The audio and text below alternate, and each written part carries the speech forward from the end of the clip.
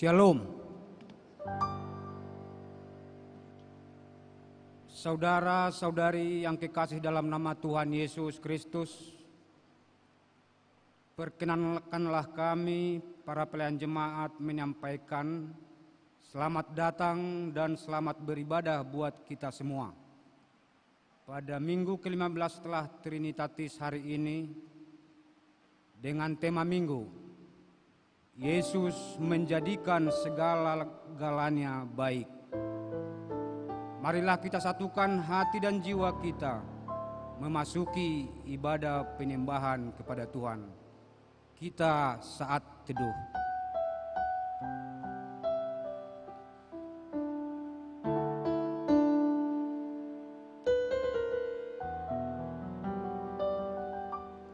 Amin. Kita bernyanyi dari Kidung Jemaat nomor 3 ayat 1 sampai ayat 3. Kami puji dengan riang.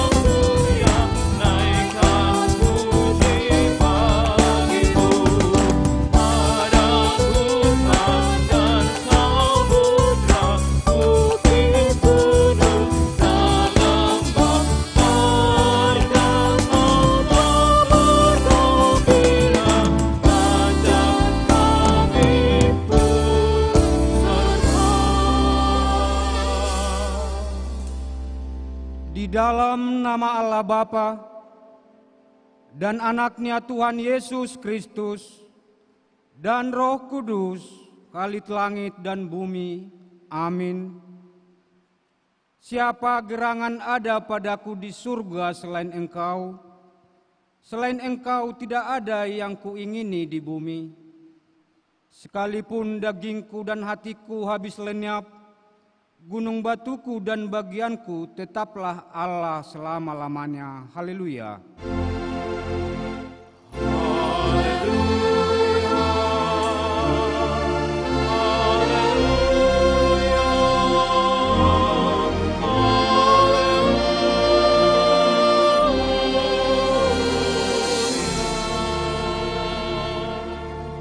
Kita berdoa.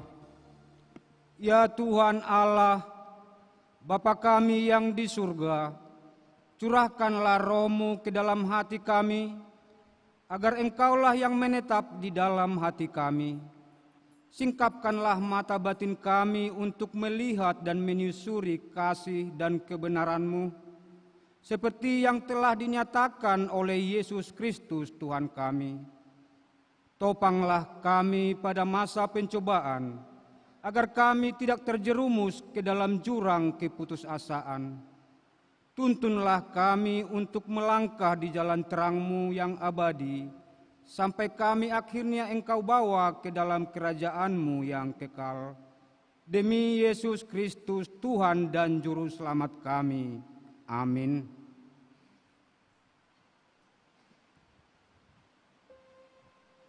Kita bernyanyi dari Kidung Jemaat nomor 397 ayat 2 tambah ayat 4, terpuji Engkau Allah Maha Besar.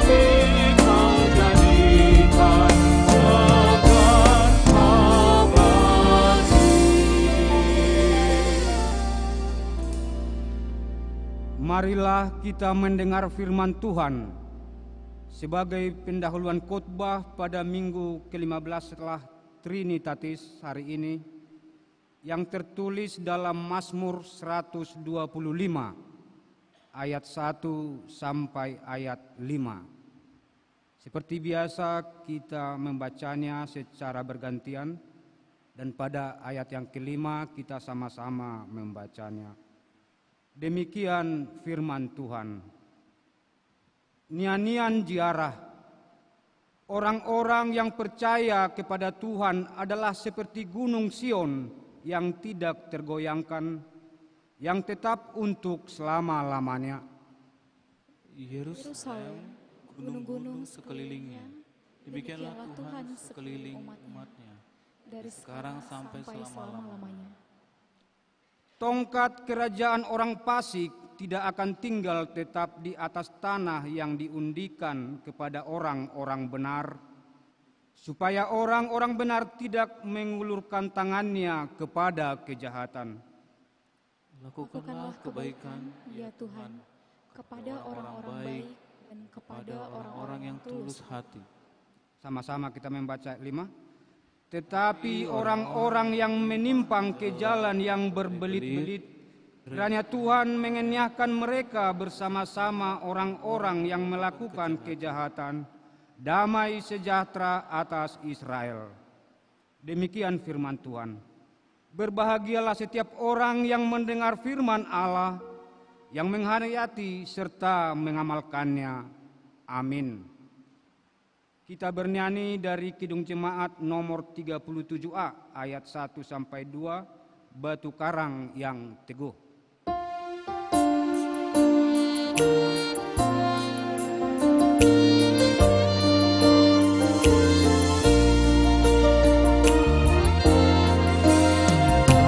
Kuasanya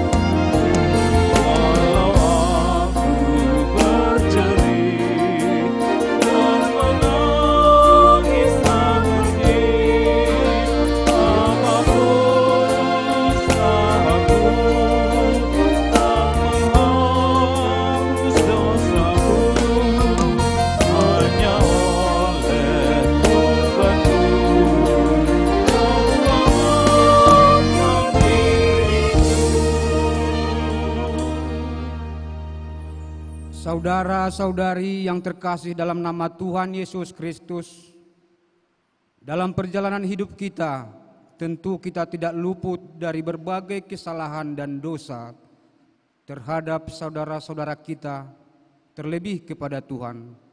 Karena itu dengan segala kerendahan hati, marilah kita menyesali dan mengaku segala kesalahan serta dosa kita di hadapan Tuhan. Kita memasuki saat teduh dan berdoa di dalam hati.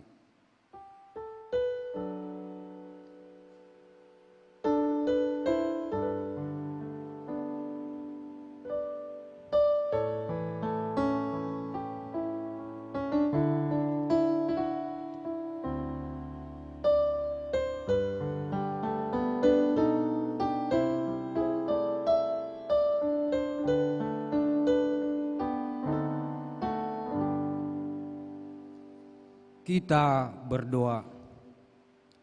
Ya Allah Bapa kami yang Maha Kuasa dan Maha Pengasih, kami orang berdosa yang hina ini datang ke hadapan-Mu yang Maha Suci dan yang Maha Mulia itu, untuk menyembah sujud di hadapan-Mu, memohon keampunan atas segala dosa dan kejahatan kami.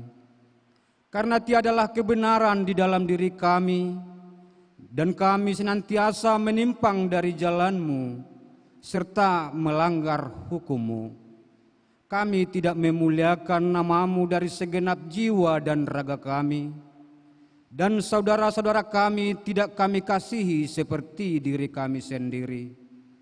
Oleh karena itu, wajarlah kami kena murka-Mu dan dihukum selama-lamanya. Tetapi sekarang kami datang dengan segala kerendahan hati kami, memohon pengampunan dan belas kasihan-Mu. Tolong dan kasihanilah kami, ampunilah segala dosa kami, dan berilah kami kekuatan untuk melawan segala kejahatan, agar kami senantiasa hidup di bawah naungan kasih Yesus Kristus, Tuhan kami. Amin. Janji Tuhan tentang pengampunan dosa. Hanya sesaat lamanya aku meninggalkan Engkau, tetapi karena kasih sayang yang besar, aku mengambil Engkau kembali. Dalam murka yang meluap, aku telah menyembunyikan wajahku terhadap Engkau sesaat lamanya.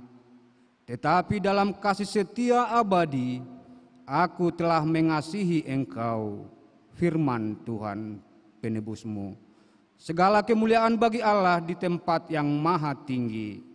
Amin.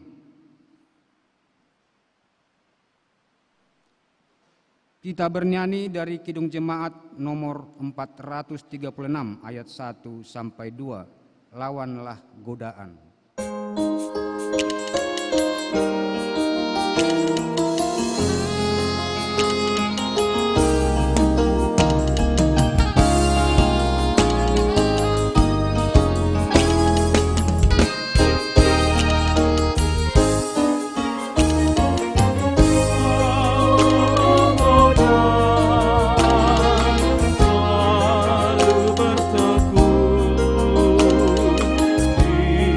Dia kemenangan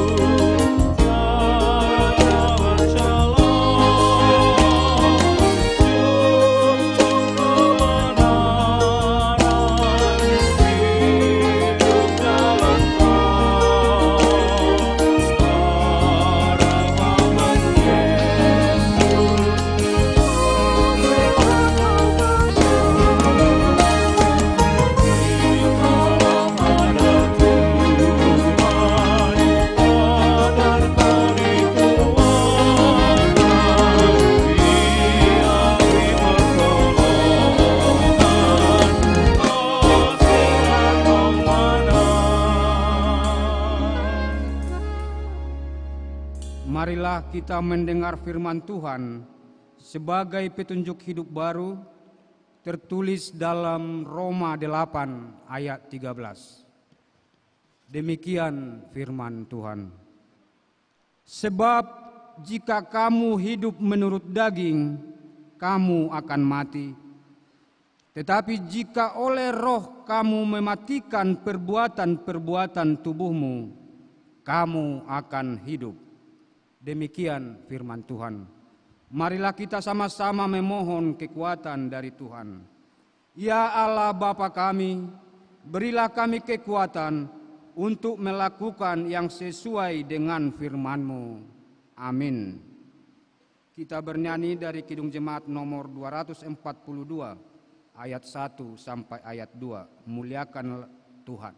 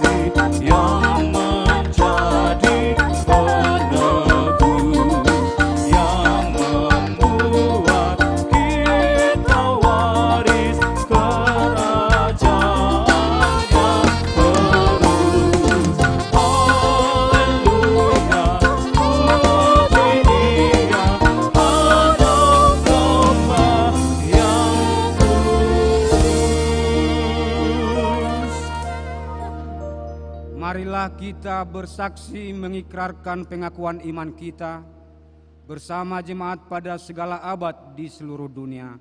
Kita sama-sama mengucapkannya. Aku percaya kepada Allah, Bapa yang Maha Kuasa, Khalid langit dan bumi. Aku percaya kepada Yesus Kristus, Anak-Nya yang tunggal Tuhan kita, yang dikandung daripada Roh Kudus, lahir dari anak darah Maria, yang menderita di bawah pemerintahan Pontius Pilatus, disalibkan, mati dan dikuburkan, turun ke dalam kerajaan maut, pada hari ketiga bangkit pula dari antara orang mati, naik ke surga, duduk di sebelah kanan Allah, Bapa yang Maha Kuasa, dan akan datang dari sana untuk menghakimi orang yang hidup dan yang mati. Aku percaya kepada Roh Kudus, gereja yang kudus dan am, persekutuan orang kudus, pengampunan dosa, kebangkitan daging, dan hidup yang kekal. Amin. Untuk mempersiapkan hati dan jiwa kita menerima sabda Tuhan, kita bernyanyi dari Kidung Jemaat nomor 387 ayat 1 sampai 3.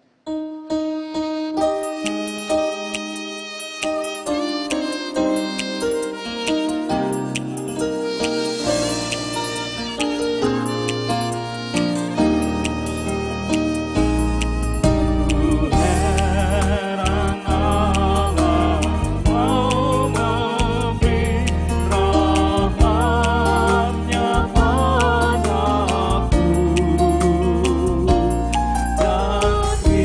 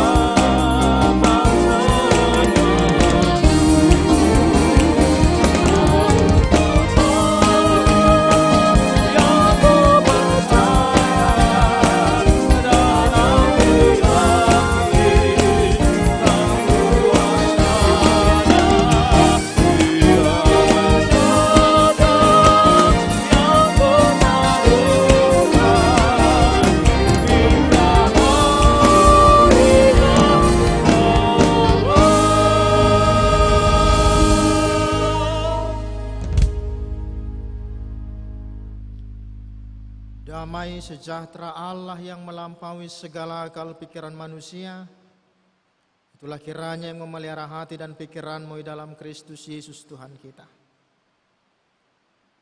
Amin. Shalom bagi kita semua.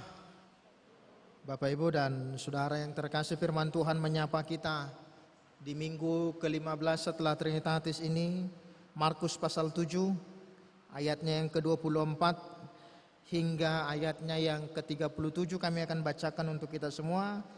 Demikian firman Tuhan. Lalu Yesus berangkat dari situ dan pergi ke daerah Tirus. Ia masuk ke sebuah rumah dan tidak mau bahwa ada orang yang mengetahuinya. Tetapi kedatangannya tidak dapat dirahasiakan. Malah seorang ibu yang anaknya perempuan kerasukan roh jahat segera mendengar tentang dia, lalu datang dan tersungkur di depan kakinya. Perempuan itu seorang Yunani, bangsa Sirofenisia. Ia memohon kepada Yesus untuk mengusir setan itu dari anaknya. Lalu Yesus berkata kepadanya, "Biarlah anak-anak kenyang dulu, sebab tidak patut mengambil roti yang disediakan bagi anak-anak dan melemparkannya kepada anjing." Tapi perempuan itu menjawab, "Benar Tuhan, tetapi anjing yang di bawah meja juga makan remah-remah yang dijatuhkan anak-anak."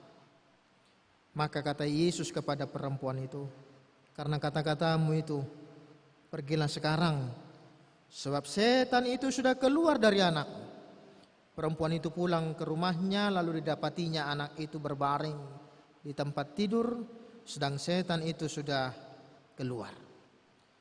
Kemudian Yesus meninggalkan pula daerah Tirus dan dengan melalui Sidon pergi ke Danau Galilea di tengah-tengah daerah Dekapolis.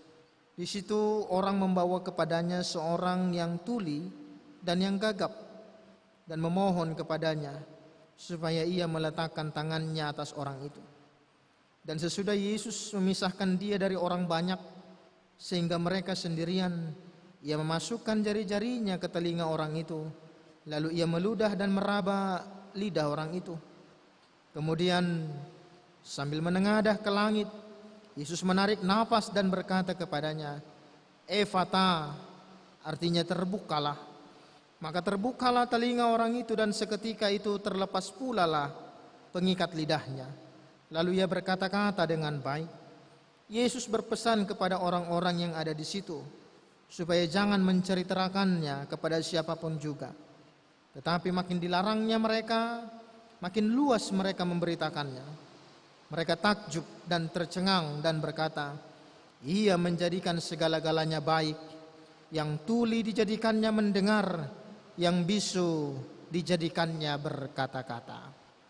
Sampai sedemikian jauh pembacaan firman Tuhan. Yang berbahagia ialah mereka yang mendengarkan firman Tuhan dan yang memeliharanya.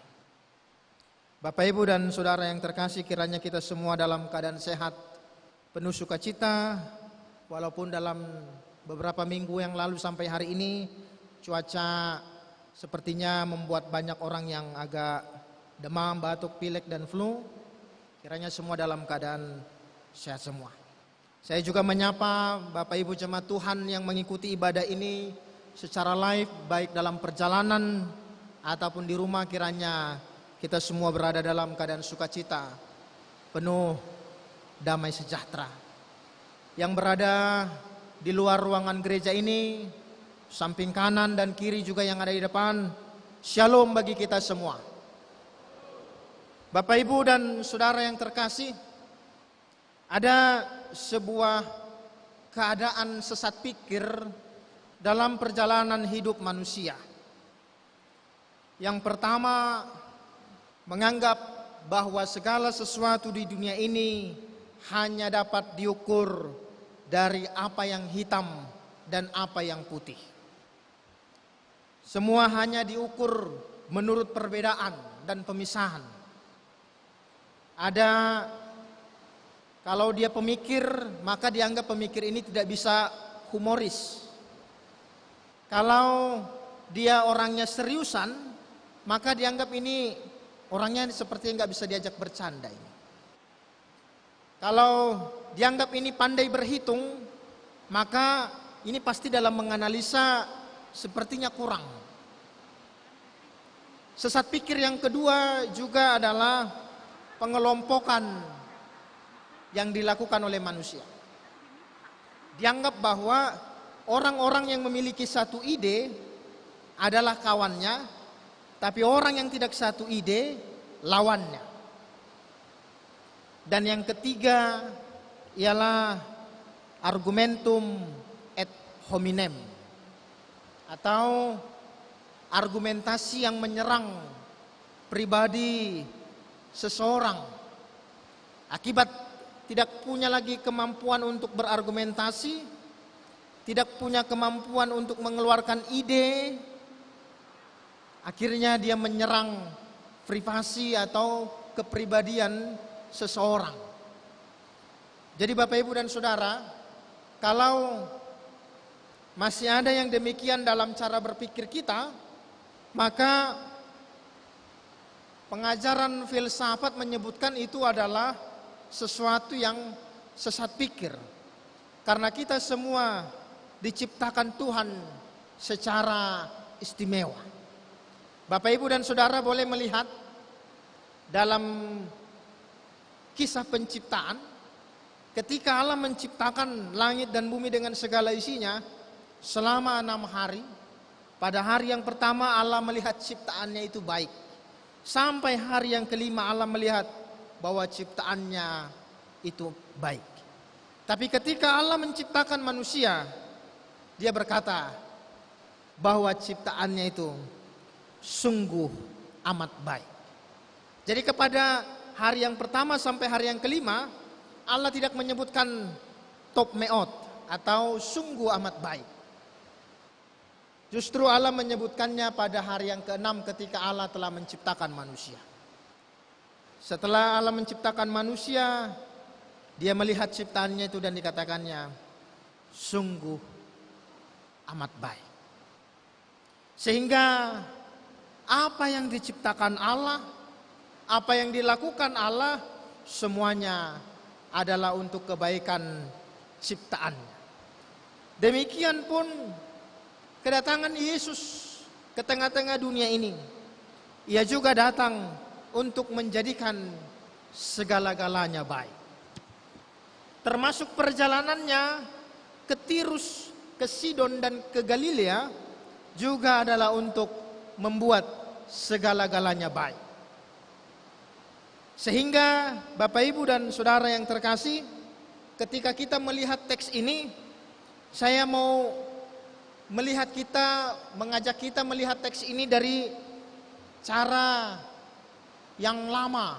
Kalau kita melihat kok Yesus kasar sama perempuan itu.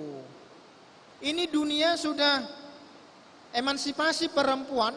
Kita sudah membicarakan banyak berbicara tentang kemerdekaan gender dan kesetaraan gender, tapi Yesus malah bersikap kasar kepada seorang perempuan.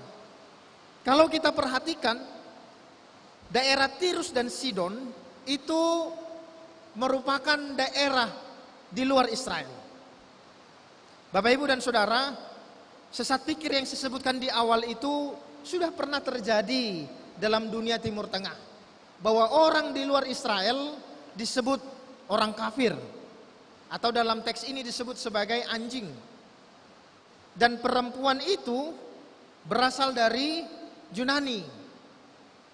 Jadi ketika Yesus menyebutkan pada ayat yang ke-27, tidak patut mengambil roti yang disediakan bagi anak-anak dan melemparkannya kepada anjing, Yesus mau tahu perempuan ini punya pola pikir yang bagaimana. Apakah dia memang punya pola pikir seperti kebanyakan orang, bahwa orang Israel ini lebih istimewa daripada bangsa-bangsa yang lain, atau dia menganggap bahwa dia juga berhak mendapatkan kasih karunia. Lalu kemudian di ayat yang ke-28 itu disebut, benar Tuhan, tapi anjing yang di bawah meja juga makan remah-remah yang dijatuhkan anak-anak.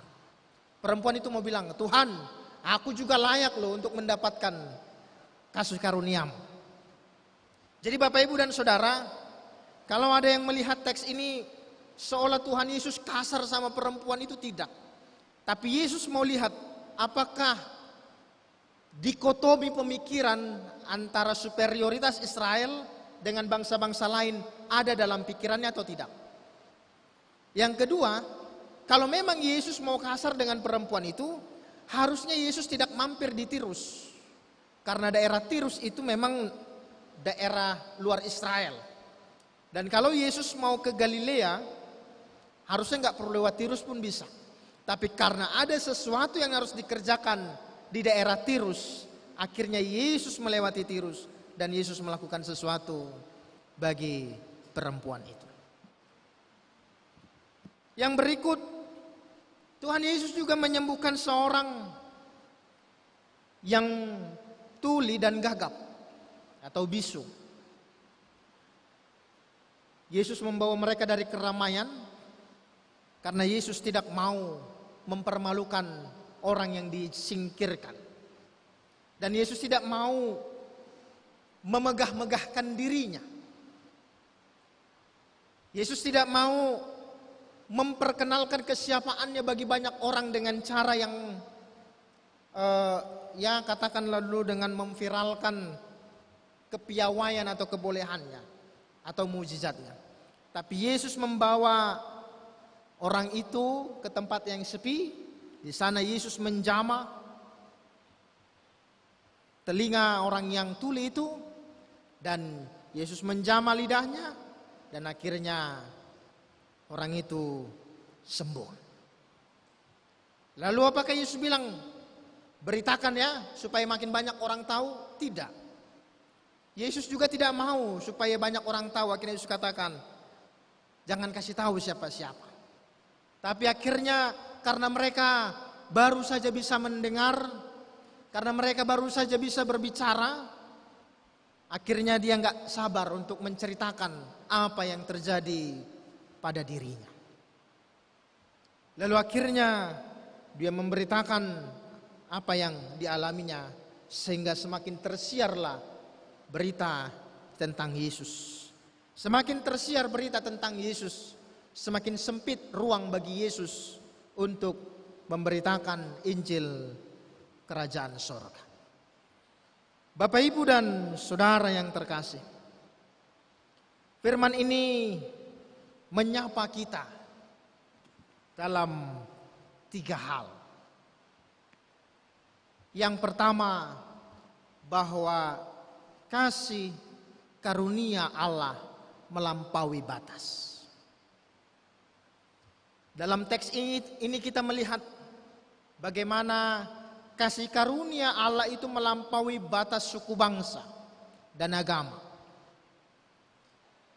Yesus tidak saja memberikan kasih karunia-Nya kepada orang-orang Israel, tapi juga kepada orang-orang di luar Israel. Tapi saat ini juga kasih itu juga masih tetap sama, bahwa kasih karunia Allah itu melampaui batas bagi tiap-tiap orang percaya. Kalau ada orang yang merasa dirinya, aku nggak layak meminta sama Tuhan, aku orang yang berdosa lah. Ingatlah bahwa kasih karunia Allah itu melampaui batas. Kalau ada orang yang merasa, bagaimana caranya aku mau minta sama Tuhan, ke gereja pun aku nggak pernah. Kasih karunia Allah itu melampaui batas-batas. Bagaimana aku mau meminta kepada Tuhan, meminta kasih karunia Tuhan, sedangkan aku sendiri saja tidak pernah datang kepadanya. Kasih karunia Tuhan itu melampaui batas.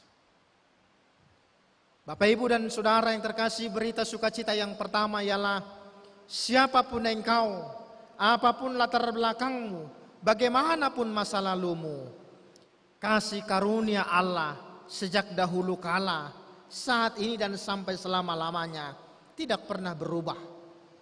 Justru sering cara kita merespon kasih karunia Allah yang suka berubah-ubah.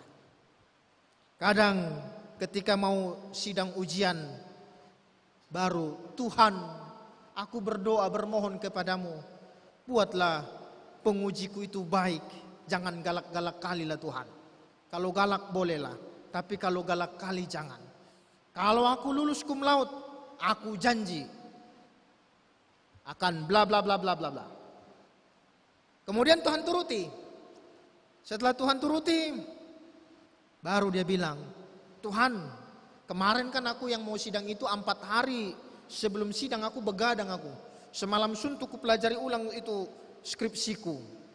Jadi janjiku itu 3 bulan aja lah ya. Ada juga orang yang berdoa kepada Tuhan. Tuhan, kasih aku jodoh yang baik, jodoh yang cantik, dan jodoh yang terbaik. Kalau Tuhan kasih, aduh aku nanti jadi penatua lah di gereja. Setelah Tuhan kasih, lalu dia bilang, Tuhan, aku kan memang rajin yang pakai parfum. Dan aku gak jelek-jelek kali lah. Kalaupun aku dapat yang cantik, yang baik, dan yang terbaik, itu kan ada juga upayaku Tuhan, katanya ya kan. Lalu dibilangnya lah, aku rajinlah ke gereja Tuhan, tapi kalau jadi penatua janganlah, katanya. Ada juga orang yang berjanji kepada Tuhan dan berdoa, Tuhan, kalau Engkau kasih aku berkat keturunan, aku janji akan kupersembahkan ini untuk Tuhan. Lalu setelah lahir anaknya, tiba-tiba enggak gereja. Dia bilang sama Tuhan, Tuhan, kami kan masih kecil anakku ini Tuhan, kalau ke gereja nanti masuk angin, katanya. Sudah mulai orang Batak bilang marsidalian. Tapi kasih karunia Allah itu melampaui batas dan tidak akan pernah marsidalian. Kasih karunia-Nya tanpa batas, tanpa syarat. Asal engkau percaya bahwa kasih karunia-Nya itu masih ya dan amin, dulu, sekarang, dan sampai selama-lama. Yang kedua, firman ini juga menyapa kita bahwa hidup orang percaya tidak akan mengalami kekecewaan ketika engkau datang dan bermohon kepada Tuhan. Siapa yang datang kepada Tuhan, dia tidak akan pernah mengalami kekecewaan. Bahkan seorang kafir sekalipun, sebenarnya perempuan ini takut-takut menyampaikannya kepada Yesus. Tapi karena dia dengar berita bahwa Yesus ini adalah tabib yang ajaib, dia beranikan untuk tersungkur di hadapan Tuhan. Kecewa perempuan itu tidak. Sekalipun ada perkataan yang tak lazim dalam situasi pada waktu itu, tapi perempuan itu pulang dengan sukacita. Karena ketika dia pulang dilihatnya anak perempuannya tidur nyenyak. Karena roh jahat telah undur dari dirinya. Ketika seorang yang tuli dan bisu itu bermohon kepada Tuhan, kecewakah yang tuli itu dan bisu itu? Tidak. Sekalipun mereka dibawa ke sebuah tempat yang sepi, dia nggak tahu mau diapain oleh Tuhan Yesus, tapi dia kembali dengan sukacita karena apa yang diharapkannya bertahun-tahun akhirnya diterimanya. Apa yang dirindukannya selama bertahun-tahun diterimanya setelah dia datang pada Yesus. Bapak, Ibu, dan Saudara, dengar baik firman Tuhan. Setiap engkau yang datang pada Tuhan, engkau tidak akan pulang dengan kekecewaan.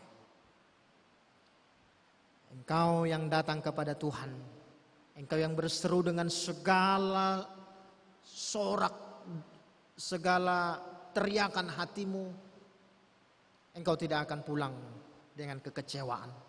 Asalkan engkau berserah penuh dan tersungkur pada Yesus seperti seorang perempuan Sirofenisia, seperti seorang yang tuli dan bisu itu. Dia tidak tahu lagi tempat pengaduan yang lain. Dia hanya tahu hanya ada satu jawaban yang bisa membuat aku penuh sukacita dan sembuh. Yesus Kristus. Itu sebabnya firman Tuhan sebutkan Matius 11 ayat 28. Marilah kepadaku semua yang letih lesu dan berbeban berat. Aku akan memberi kelegaan kepadamu. Pikulah kuk yang kupasang dan belajarlah daripadaku. Sebab kuk yang kupasang itu ringan dan bebannya pun enak. Bapak, Ibu, dan saudara yang terkasih, pemazmur sebutkan begini: bagi siapa yang menabur dengan air mata akan menuai dengan sorak-sorak. Alkitab kita, firman Tuhan adalah cara Tuhan berbicara kepada umatnya. Kalau hari ini firman Tuhan menyapa engkau supaya engkau bermohon dan tersungkur di hadapan Tuhan, maka engkau tidak akan kecewa. Maka imani dan lakukanlah supaya hidupmu penuh dengan sukacita. Yang ketiga, firman ini juga menyapa kita. Kalau engkau percaya bahwa kasih karunia Tuhan itu adalah kasih karunia yang tidak terbatas, dan ketika engkau telah bermohon kepada Allah, ketika engkau tersungkur di hadapan salib Yesus, engkau pulang tidak kecewa, maka yang ketiga firman Tuhan mengajak kita, beritakanlah Injil. Seperti seorang yang tuli dan bisu itu, setelah dia mendengar suara Tuhan dan setelah dia mampu berbicara, maka dia arahkan seluruh kehidupannya itu untuk memberitakan Injil dengan kapasitasnya. Bapak, Ibu, dan saudara yang terkasih, kemajuan teknologi saat ini sering sekali membuat telinga kita tertutup mendengar berita Injil, dan sering sekali menutup mulut kita untuk menyampaikan kabar sukacita. Mengapa? Karena sering sekali alam bawah sadar kita merasa bahwa teknologi ini telah mampu memberikan segala sesuatu yang aku perlukan. Siapa yang mau cari jodoh, dibuka aja aplikasi yang berkaitan dengan itu. Siapa yang mau belajar berbisnis, silakan dibuka aplikasi tentang itu, sehingga teknologi menghasilkan uang. Siapa yang sedang galau, silakan aja bertanya dan mencari rekan dari dan melalui teknologi itu. Siapa yang sedang mempunyai pertanyaan yang tidak bisa engkau jawab, silakan aja bertanya pada teknologi. Teknologi juga akan menjawab. Sehingga kemajuan teknologi hampir membuat kita menutup telinga untuk mendengar kabar sukacita dan menutup mulut untuk menyampaikan kabar sukacita. Maka firman ini menyapa kita. Kalau engkau telah merasakan kasih karunia Allah yang tanpa batas itu, ketika engkau tersungkur dan bermohon kepada Allah, lalu engkau tidak kecewa, justru engkau pulang dengan sukacita, maka jangan biarkan engkau menutup diri tidak memberitakan kabar sukacita itu. Supaya dunia ini penuh dengan kemuliaan Tuhan melalui pemberitaanmu. Seorang reformator namanya Johannes Calvin, dia sebutkan bahwa dunia ini adalah panggung kemuliaan Allah. Panggung kemuliaan Allah itu akan penuh dengan kemuliaan apabila semua orang menceritakan kebaikan Allah dan memperdengarkan kebaikan Allah. Sehingga bumi penuh kemuliaan Tuhan. Bagaimana caranya? Hanya orang-orang yang menerima kasih karunia Allah yang tanpa batas. Hanya orang-orang yang mau tersungkur dan bermohon kepada Allah. Mereka yang telah merasakannya, merekalah yang mampu untuk mewartakan berita sukacita itu. Maka jangan biarkan berita sukacita itu terhenti pada dirimu. Tapi biarlah firman itu mengerjakan bagiannya dan menjadikan dunia ini penuh dengan kemuliaan Tuhan. sehingga sukacita kita melimpah dalam perjalanan hidup ini. Yang berbahagia ialah mereka yang mendengarkan firman Tuhan dan yang memeliharanya. Kita berdoa. Syukur bagimu Bapa di sorga untuk firman Tuhan yang menyapa kami pada saat sore hari ini. Engkau Allah penuh kasih karunia bagi kami. Kasih karuniamu Tuhan melampaui segala akal pikiran kami. Kasih karuniamu Tuhan melampaui dosa kejahatan kami. Kami bermohon kepadamu, biarlah kasih karunia itu tinggal tetap bersama dengan kami. Sehingga sukacita kami melimpah seperti perempuan Sirofenisia dan seorang yang tuli dan bisu itu. Berkati umat-Mu ya Tuhan yang telah mendengarkan firman pada saat sore hari ini. Engkaulah yang memberikan sukacita, damai sejahtera bagi umat Tuhan. Memberi kesehatan, umur yang panjang dalam perjalanan hidup mereka. Sembuhkan setiap yang sakit. Beri kekuatan bagi mereka yang lemah. Tuhan menghiburkan setiap mereka yang sedih hatinya. Dan Engkau Tuhan yang menjawab setiap doa permohonan mereka. Sertai mereka yang menempuh studi, Tuhan yang menolong mereka, menjadikan mereka anak-anak Tuhan yang tangguh, anak-anak Tuhan yang berprestasi, dan anak-anak Tuhan yang menjadi garam dan terang bagi dunia ini. Berkati mereka yang bekerja, Tuhan yang sertai mereka, memberi pekerjaan yang baik dan memberkati pekerjaan mereka. Bagi mereka yang sedang mencari pekerjaan, Tuhan juga tunjukkan pekerjaan yang baik bagi mereka, seturut sesuai dengan potensi yang telah Tuhan berikan bagi mereka. Anak-anak Tuhan yang menanti-nantikan pendamping hidup, Tuhan Engkaulah yang memberikan penolong yang sepadan bagi mereka, sehingga mereka boleh menerima jawaban doa dari kerinduan mereka. Berkati keluarga lepas keluarga, beri keharmonisan bagi mereka. Kami berdoa untuk setiap keluarga yang berdoa kepadamu, agar Engkau memberkati berkat keturunan bagi mereka. Tuhan, jawablah kerinduan hati mereka, sehingga pada waktunya mereka boleh bersuka cita karena jawaban doa yang telah mereka nanti-nantikan. Ya Bapa di sorga, sepulangnya kami dari tengah rumah Tuhan ini, hamba-Mu berdoa, Engkaulah Tuhan yang menghentikan hujan, supaya anak-anak Tuhan boleh tetap bersuka cita pulang ke tempat mereka masing-masing melanjutkan aktivitas mereka. Dalam Yesus Kristus kami hendak menjadi pelaku-pelaku firman. Amin.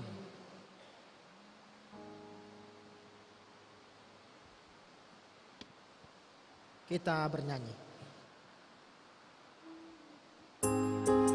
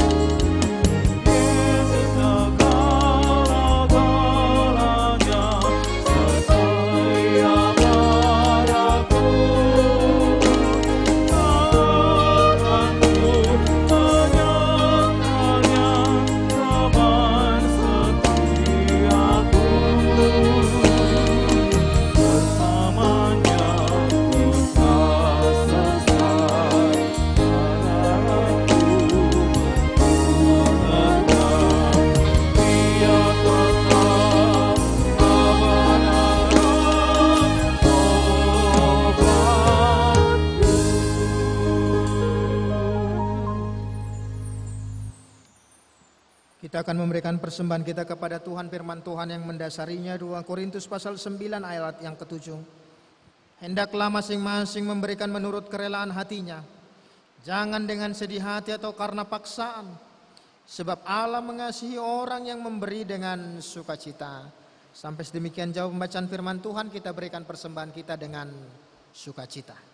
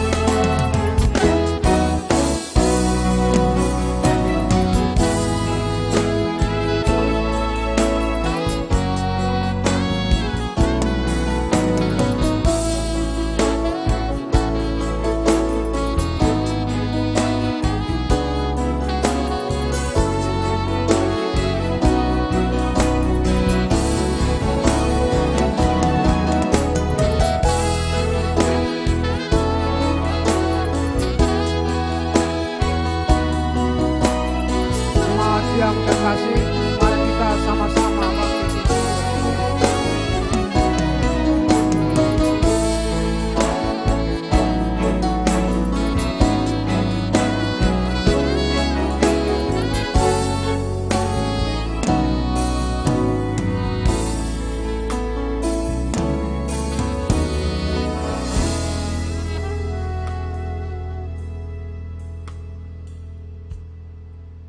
Kita serahkan persembahan kita kepada Tuhan, kita berdoa.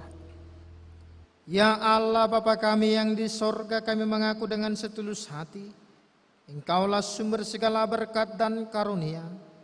Di sini kami memberikan persembahan syukur kami kepadamu. Terimalah persembahan umat-Mu dan berkatilah menjadi alat kesaksian, persekutuan dan pelayanan jemaat-Mu ini. Jadikanlah hidup kami persembahan yang berkenan kepadamu, dan pakailah hidup kami untuk turut menghadirkan tanda-tanda kerajaan-Mu di seluruh dunia ini. Kasih keadilan dan damai sejahtera sukacita. Bukalah hati kami oleh Roh Kudus-Mu, agar kami senantiasa mengucapkan syukur kepadamu. Di dalam nama Yesus Kristus Tuhan kami. Amin. Ibadahmu kepada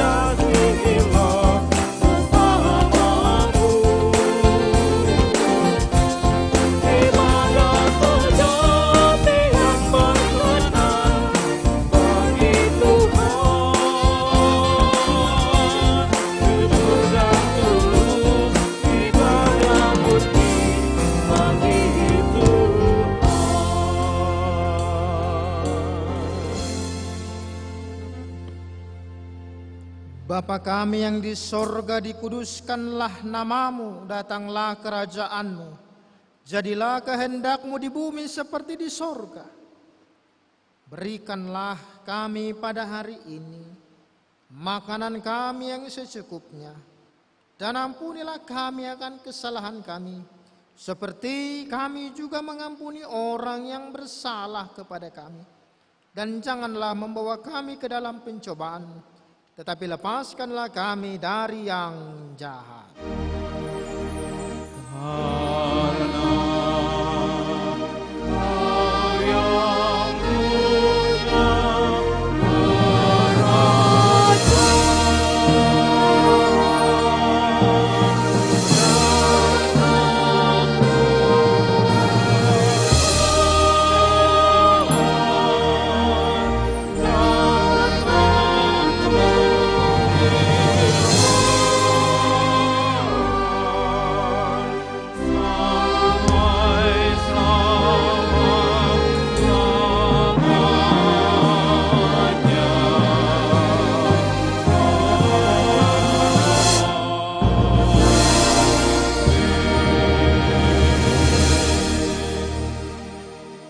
Jemaat Tuhan yang terkasih, pulanglah dengan damai sejahtera. Lakukanlah firman Tuhan dengan penyertaan berkat-Nya. Tuhan memberkati engkau dan melindungi engkau. Tuhan menyinari engkau dengan wajah-Nya dan memberi engkau kasih karunia. Tuhan menghadapkan wajah-Nya kepadamu dan memberi engkau damai sejahtera.